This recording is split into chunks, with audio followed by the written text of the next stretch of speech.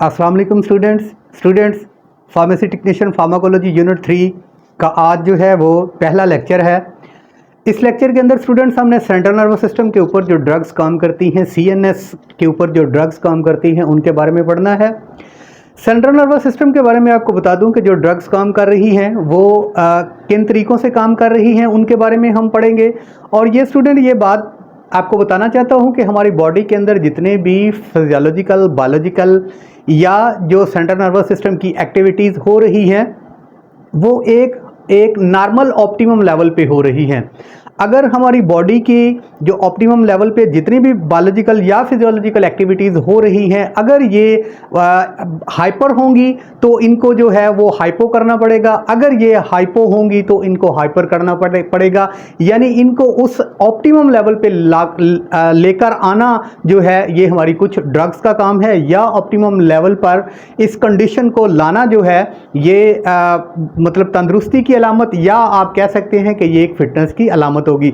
ऐसे ही स्टूडेंट हमारा जो सेंट्रल नर्वस सिस्टम है उसकी अगर एक्टिविटीज़ इंक्रीज हो जाती हैं, हाइपर हो जाती हैं, तब भी डिजीज़ काज है या कोई डिजीज़ है या कोई उसकी सिम्टम किसी डिजीज़ की है। अगर हमारे सेंट्रल नर्वस सिस्टम की अगर एक्टिविटीज़ हाइपो हो जाती है, कम हो जाती है, तब हम उसको जो है यानी वो डिप्रेशन कंडीशन में है तो उसको स्टिमुलेट करना पड़ेगा। अगर वो स्टिमुलेट कंडीशन में है तो उसको डिप्रेसेंट कंडीशन में लाना पड़ेगा, नॉर्मल कंडीशन में उसको करना पड़ेगा। ऐसे ही सेंट्रल नर्वस सिस्टम के बारे में आपको बता दूं स्टूडेंट्स, यहाँ पे मैंने एक ग्रीन लाइन खींची है। ग्रीन लाइन का मतलब है कि ये एक सेंट्रल नर्वस सिस्टम की एक्टिविटीज़ की ऑप्टिमम लेवल है। सेंट्रल नर्वस सिस्टम की जो एक्टिविटीज़ है उसका ऑप्टिमम लेवल है। अगर ये ऑप्टिमम लेवल से सेंट्रल नर्वस सिस्टम की एक्टिविटीज़ इंक्रीज होंगी, ठीक है, हाइपर होंगी, हाइपर कंडीशन में, तो इनको ऐसी ड्रग्स दी जाएंगे जो कि डिप्रेसेंट है और इसको उस ऑप्टिमम लेवल पर लेकर आएंगी।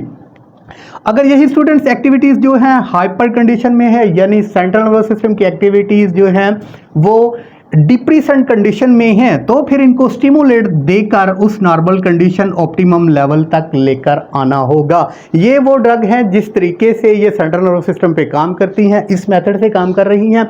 अब स्टूडेंट्स जो सेंट्रल नर्वस सिस्टम पे ड्रग्स काम कर रही हैं वो किन तरीकों से काम कर रही है, यहाँ पर मैंने कुछ कीवर्ड्स यूज़ किए हैं।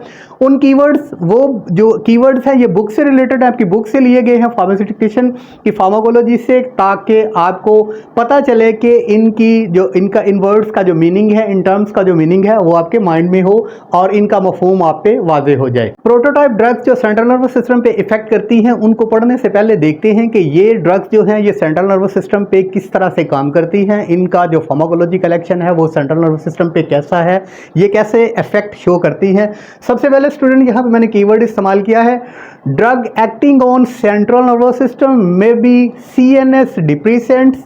सबसे पहला जो कीवर्ड है मैंने लिखा है कि जो सेंट्रल नर्वस सिस्टम पे काम करती हैं, अगर जिस्म के अंदर उसकी जो सेंट्रल नर्वस सिस्टम है उसकी जो नॉर्मल फिजियोलॉजिकल एक्टिविटीज़ हैं अगर वो हाइपर कंडीशन में हैं तो फिर डिप्रेसेंट ड्रग उसको डिक्रीज़ करेगी। डिप्रेसेंट ड्रग्स दी जाती हैं वो उस सेंट्रल नर्वस सिस्टम की एक्टिविटीज़ को डिक्रीज़ कर देती हैं। यानी सेंट्रल नर्वस सिस्टम पे जो डिप्रेसेंट ड्रग्स काम करती हैं वो हाइपर एक्टिविटीज़ को, सेंट्रल नर्वस सिस्टम की हाइपर एक्टिविटीज़ को ऑप्टिमम लेवल पे लेकर आती हैं।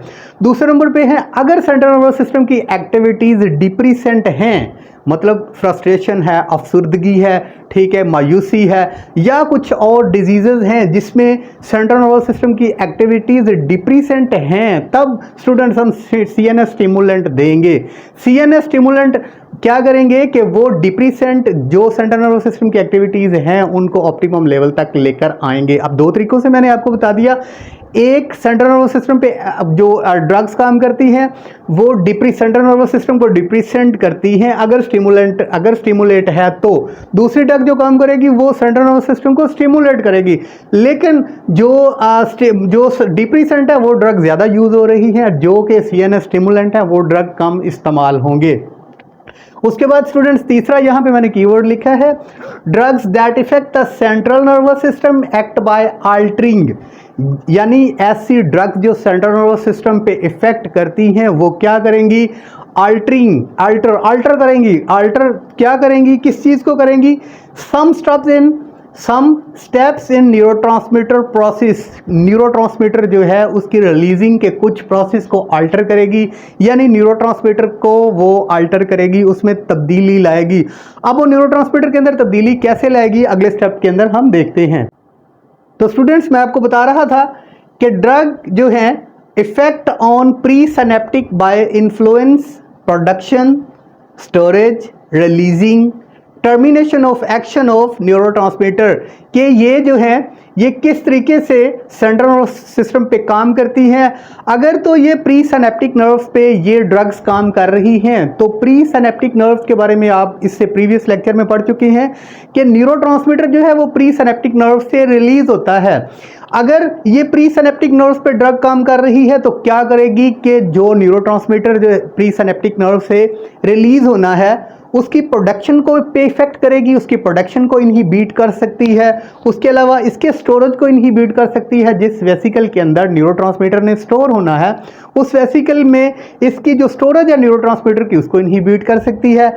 उसके बाद जब न्यूरोट्रांसमीटर रिलीज होना है प्री सिनेप्टिक नर्व से उसकी रिलीजिंग पे इफेक्ट कर सकती है। उसके बाद जो है जो इसका न्यूरोट्रांसमीटर का एक्शन है उसको टर्मिनेट कर सकती है। इन तरीकों से ये ड्रग्स जो हैं ये प्री सिनेप्टिक नर्व्स पे जाके काम करती हैं और ये प्रोडक्शन, स्टोरेज, रिलीजिंग और न्यूरोट्रांसमिशन के टर्मिनेशन पे इफेक्ट करती हैं। दूसरे नंबर पे जो बात है प्री सिनेप्टिक नर्व्स पे तो इनका ये काम होगा।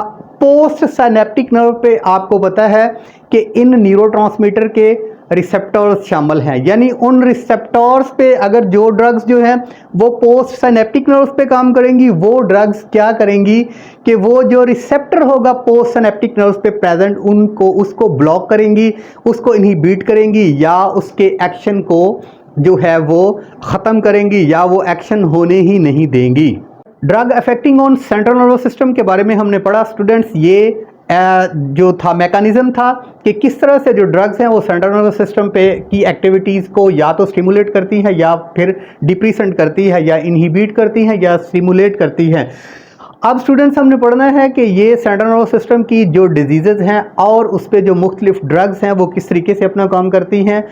अब जो सेंट्रल नर्वस सिस्टम की पहली डिजीज़ है हमारे पास वो पार्किंसन डिजीज़ है। उसको स्टूडेंट्स न्यूरो डीजनरेटिव डिजीज़ का नाम भी दिया गया है। देखेंगे कि इसके अंदर ये न्यूरो डीजनरेटिव डिजीज़ जो है ये इसका मैकेनिज्म ऑफ एक्शन उन ड्रग्स का कैसे होगा और ये न्यूरो डीजनरेटिव डिजीज़ जो है इसकी काजेज़ क्या होंगी। अगले लेक्चर में इंशाल्लाह इसकी डिटेल पढ़ेंगे। अस्सलाम वालेकुम।